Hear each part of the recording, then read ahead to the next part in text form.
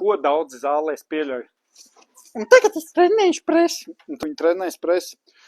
Un es pats tā ļoti daudz biju trenējies. Vienkārši šitā cilvēka kājas un domāju, ka man baigi prese trenējās. Kaut gan īstenībā vairāk strādā hipfleksori. Labi, ja mēs taisam šo pašu vingrinājumu, to muguru sasprindzinam, turam taisni un bišķi ieliecam, tad varbūt daudz maz tev tur ieslēgsies tā presa. Tad man saules pīdēcīs.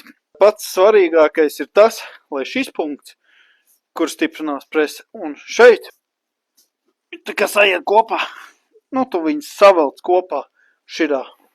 Un līdz ar to tev strādās viss presa.